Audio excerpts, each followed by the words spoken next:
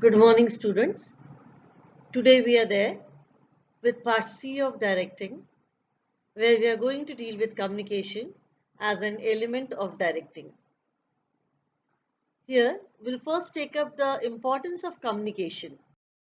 That the success for you today is in the global world with diverse workplace, that if you have excellent communication skills, you have an edge over others. As a layman, if we have to define the exchange of ideas, facts, opinions, and emotions from one person to another is communication. Let us see the process. It starts with the sender who has compiled the message, encoded it, has chosen a channel, then sends it to the receiver, and the receiver decodes it. Then a proper feedback is to be taken up. You'll find noise in between as a barrier. The question comes normally of 1 marks. What exactly is this noise? People interpret in different ways. We'll see what it is in the next slide. Any obstruction or hindrance which distorts the message is noise. You could see in the picture also next to it, whether it is the background noise which is not rhythmic, there's a technical flaw, or any other which we have classified as reasons. Faulty encoding could be there, poor telephone connection, inattentive receiver, you are not listening to the person properly, faulty decoding, prejudices, you have already made your mind that you will not understand. So no matter what the other party tries to communicate, it will go tangent. Then wrong gestures and postures. What is the importance of communication? We say for coordinating with one another, we need to communicate. So it is the basis for coordination.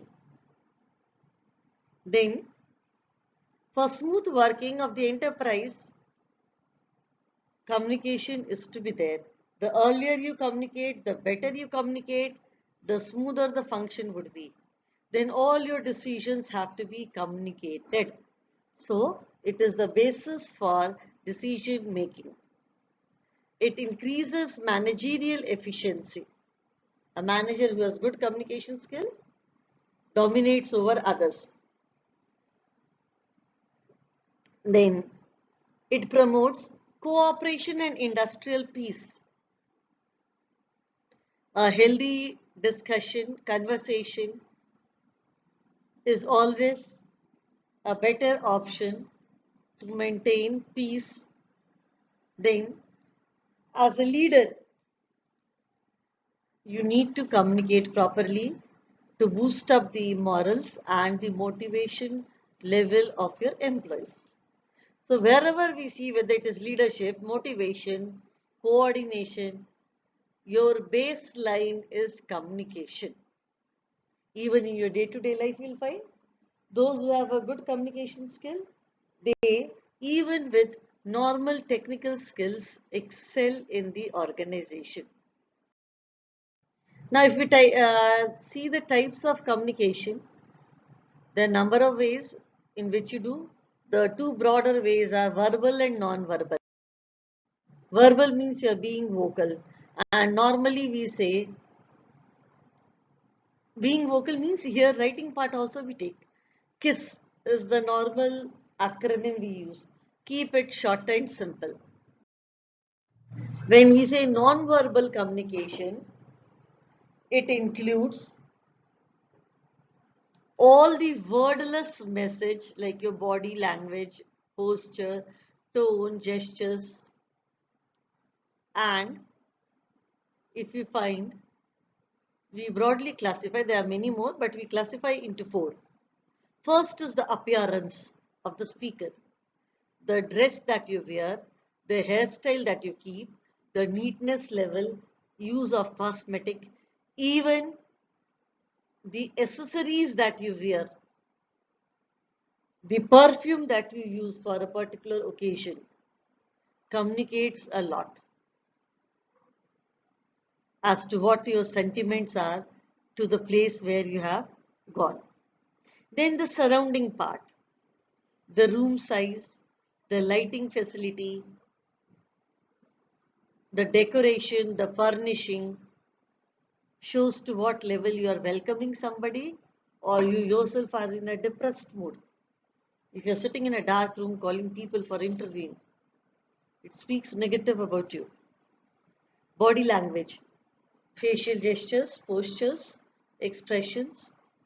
We'll be seeing how what you could see here also different expressions, and in the next slide also we'll be seeing that if you meet a person, three facial expressions, and you guess, I need not speak out anything, how the person is feeling after meeting you: happy, annoyed, surprised.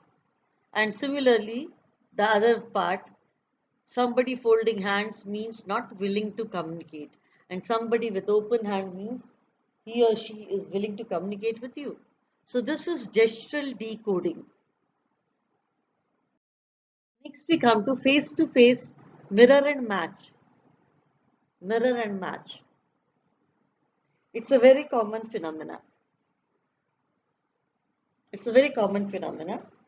At higher level, people specialize in this activity, that no matter with what temperament a person comes to you, when you are conversing with the other person, you are giving a vibration and the same is coming in the reverse form to you. So we say this as mirror and match. What you give is coming back to you. Now, next is, let us see, and as I have written in the bottom, try it on your own at times when you are free. You'll enjoy it. Communication is a series of experience of hearing, seeing, touching, tasting, smelling. Try this when you are free. It gives you a pleasure of learning. Then most common ways which we communicate, all of them can be used together in different permutation and combination depending upon the requirement of the situation. You speak out something, you're being vocal. At times when you're not in a position to speak out due to emotional problem, you prefer giving in writing. That is next. Visual images. Then body language. We are sorry to say, but most of us have this much of ego that we cannot say sorry, even though we know we are at fault.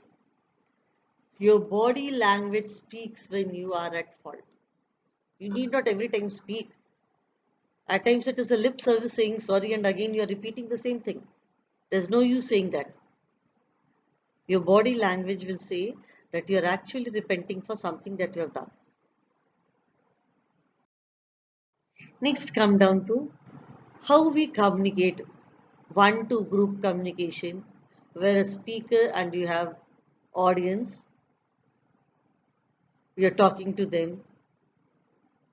The audience, they compile the receivers, like when we are teaching in the classroom. That is the best example.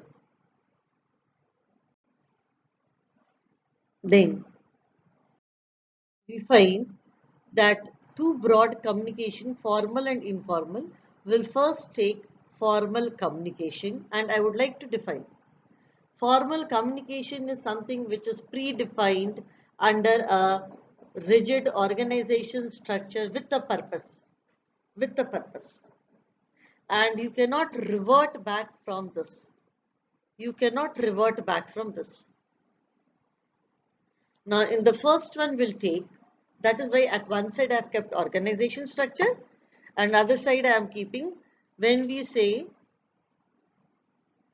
linear communication. Linear, it could be in three forms. First, vertical, what you say, two sides, upward and downward. Downward is your instructions coming from the superiors. Upward is the suggestions going from the subordinates, and horizontal is the departmental people who are communicating for better coordination. Diagonal, I have kept it separately. It is not in your syllabus. It is not in your syllabus, but it exists. When both the department also changes and the level also changes. For example, if I say the manager that you are seeing over there might be a production manager, and the person as a subordinate might be a subordinate from marketing department. So a subordinate from one particular department is talking to the departmental head of other department. That is diagonal. But this is not in your syllabus. Next we come to informal communication. As you could see in the diagram, it's like a climber moving here and there the same way. We say it is also known as grapevine communication, where you are freely moving in the direction that you want. It is structureless. It moves in all the directions. Wherever you are comfortable, you get space. It's like saying there's no compulsion on the friendship ground. You're talking to somebody during your break time with whom you have a common mental tuning. The word grapevine has come from the word wine, which is made out of grape. And once you take wine, you are emotionally in and out the same person. You're not filtering what you're saying. Whatever is there from inside is coming out. And this is why we say informal communication is emotional downloading of a person, which is very important. Now let us see the difference in between the two. Formal communication flows through official chain, whereas in informal it is independent from official, it is free. It's free. With whomsoever you want to talk and you have a common understanding, you can. Formal communication is through a rigid structure, so has to be slow in a systematic manner, whereas informal is very fast. The informal means, since we always ask for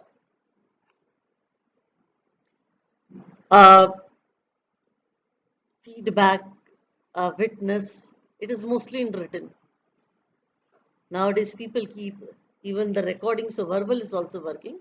But in informal, normally what happens, it is usually verbal. Ooze out fast is the concept. Then formal communication is always with the purpose of the organization. That is, it is work related. Whereas informal is personal or social. You have a common topic to discuss. You both enjoy cricket, you both enjoy politics, you are discussing on it. Informal communication, it is easy to fix responsibility as to who has said, why has it been said. You can go for reinforcement that yes, you have said this thing, you have to give explanation. Informal, there is nothing like that. You could simply say, I was literally gossiping, it was a time pass. So here, responsibility fixation cannot be done. Then, formal communication is orderly and systematic. If you have to communicate within 2 days, means you have to communicate within 2 days. In informal, there is no such order. Then, in case of formal, the purpose is to serve the organizational need. In case of informal, it is a combination of both. It is a combination of both. Organizational need cannot be overlooked, but social need also moves parallelly with it. Then, formal communication is impersonal in nature. It is impersonal in nature, whereas informal is personal in nature. You give a personal touch. Your sentiments are there. Whereas in formal communication, there's very less chance of distortion. There's very less chance of distortion, whereas in informal, there's very high chance of distortion. It's like saying that you have given rice and dal separately to be cooked, whereas you find the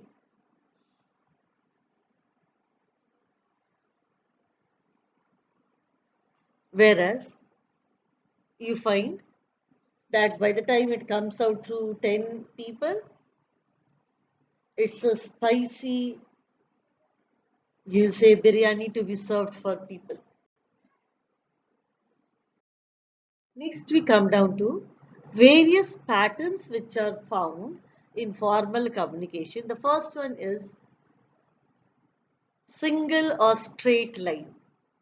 The straight line can be horizontal, vertical, or diagonal, whichever way you use it. Then is circular in sequence. Circular in sequence, that means you are connected with the preceding and the succeeding. You are connected with the preceding and the succeeding. Then is wheel, where there's a centrifugal force. There's a centrifugal force which is regulating all the other at the circumference. And usually this A is a superior and rest are the subordinates. Then is free flow. Then is free flow, where you will find everybody is connected to everybody. Even though it is formal, but there is full freedom that you can communicate to anybody. You see, this was the best pattern we can put in the form of pentagon, where we can show as many connectivity as we can with the person. You can see all the nodes are connected to one another. Now, coming to this part. It usually comes in the case study. Suppose Z is the superior of A and A is the superior of B and D. Am I making it clear? Now, there is a provision that if B and D are not satisfied with A, they can move to their superior directly. But then at that condition, there is no connection between A and Z. There is no connection in between A and Z. Then the decision of Z is final. So we say a superior's superior. You as a subordinate, you are free to contact your superior's superior,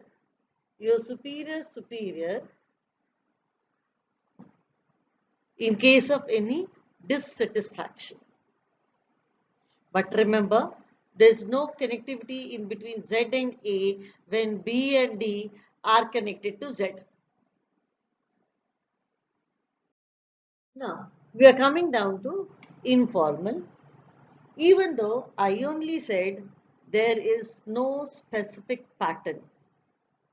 There is no specific pattern. But behavioral scientists, on the mode of their observation, have broadly classified certain patterns,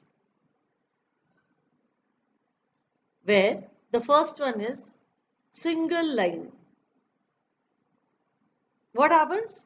It's like saying when you're sitting in a train, you're talking to somebody who is in front of you, you're talking to somebody who's at back of you. So you're moving in a line maximum, not more than that. Then is probability. And this is the most common, I will say. This is the most common form where you have a group of trusted people. You have a group of trusted people.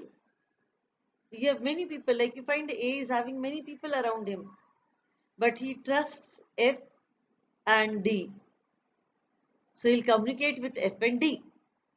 Now F again has many people, but he is trusting only K and G.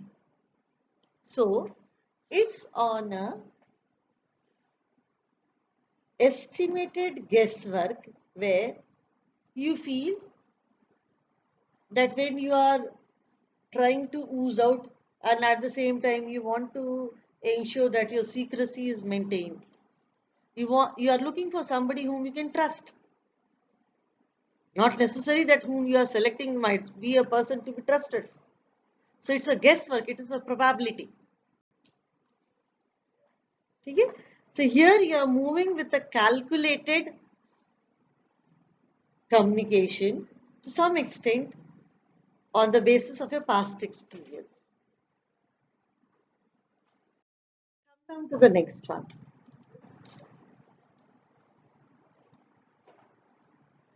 Cluster and gossip. Now, as you could see in gossip, you're communicating with everybody.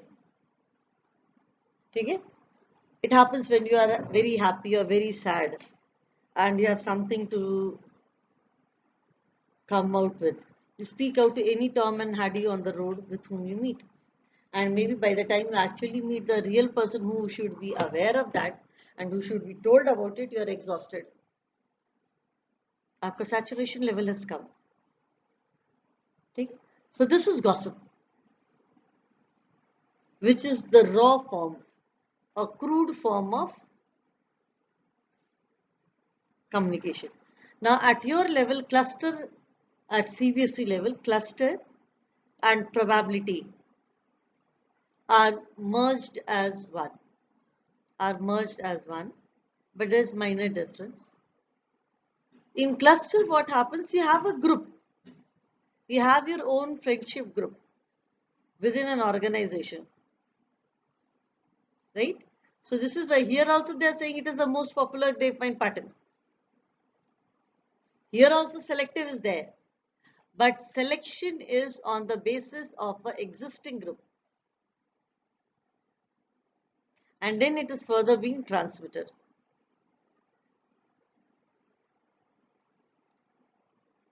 Now, for you people, probability and cluster would be same. And if you are getting a question, whether you write cluster or probability, you will be getting marks.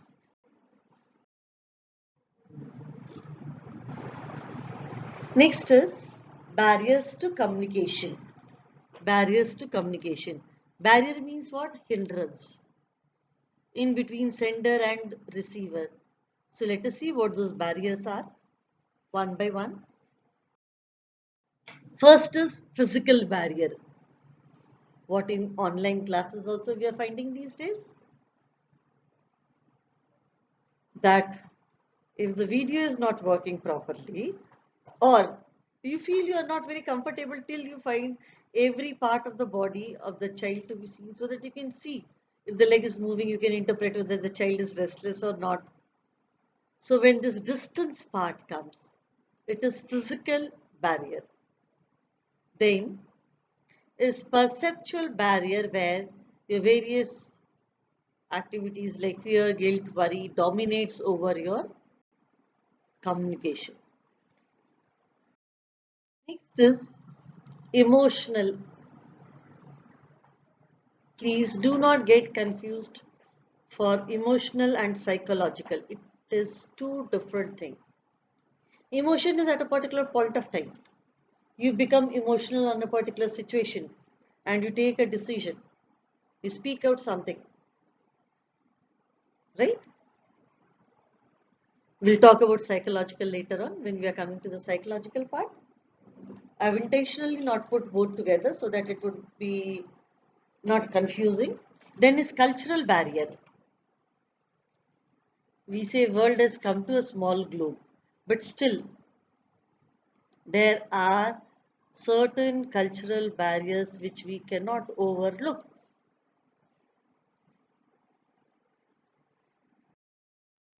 Is your language barrier. Here again I'll say please language and semantic barrier. At your level again they have considered it same, but there is minor difference at the higher level. You're not in a position to understand the other party. Gender barriers. What you could see through the footwears also, in your dress code or other things, when it comes to putting uniformity. There are certain barriers. Working hours when we are saying. Then is interpersonal barrier, which comes in the form of person to person relationship. Now we come down to semantic barrier with the star mark.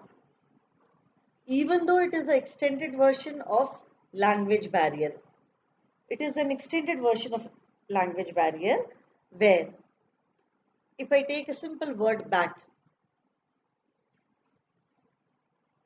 bird also, playing instrument also. Similarly, we say buy is a common word we use, which in India only at different places is interpreted differently. At some places it is treated as a maid servant, at some places it is treated as sister, and at some places as prostitute. So, how you are using the word and at which place matters a lot. Then the other one you find is organizational barrier. Organizational barrier, when you're not in a position to understand whom to communicate, when to communicate, who is your boss, what is the policy of the organization, what is the communication channel, we say it is organizational barrier. It is organizational barrier. Now I'll come to the emotional and psychological part now. Psychological is to some extent permanent over a short period of time. For example, we say child psychology. It's the psychology of the child. You tell him not to do that work, he will do it. Old age psychology. You want somebody to hear you and you'll go on saying the same thing n number of times. And with the same interest as if you're saying it for the first time. So this part, which is for a durable limit. Teenage problem, what we say, adolescent psychology. So psychological part is onto a particular mental status for a particular duration. A person who is sick for a very long duration, his mindset is different. So psychology of a patient, a police who is continuously dealing with criminals, his mindset is different. Comes the question, with so many barriers, how to make your communication effective? A simple thing is remove all the barriers, isn't it? But it's not that simple when it comes in the form of question answer. When it comes in the form of question answer, it has to be more.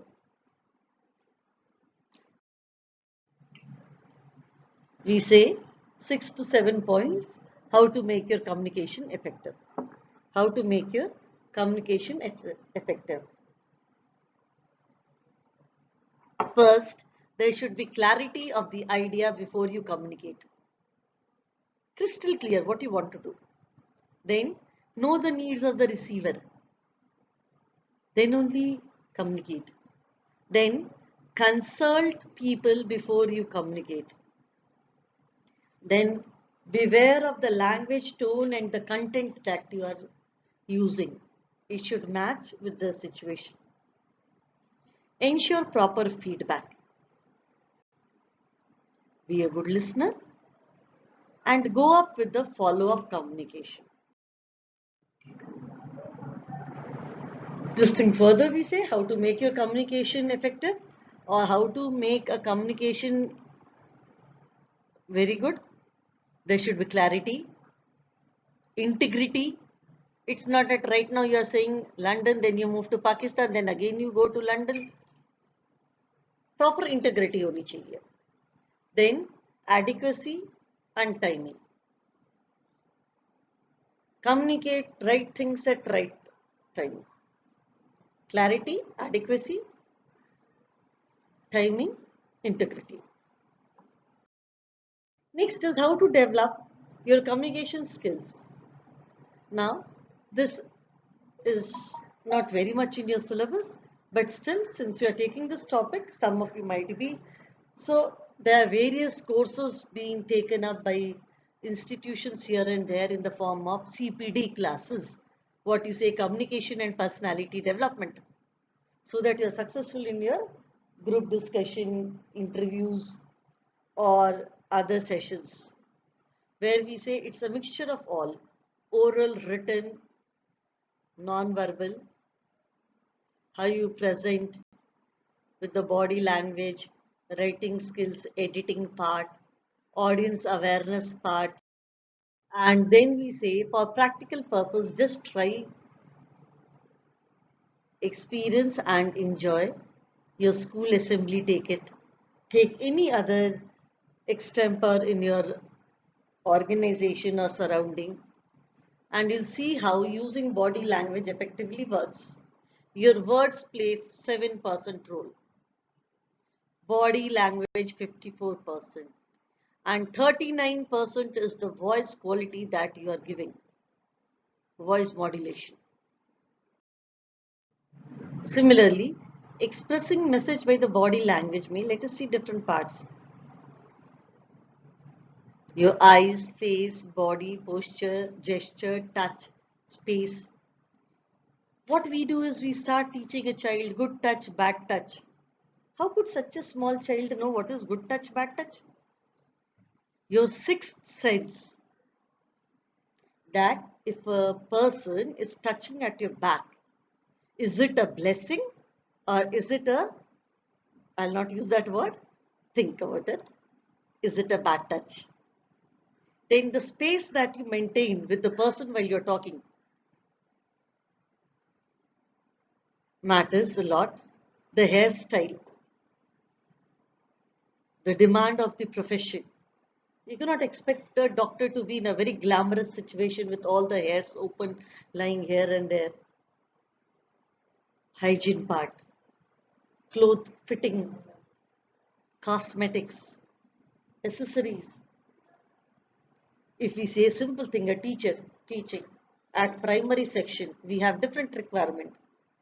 At plus 2 level, different requirement. At primary section, the child copies the teacher. So we expect a bit of glamour.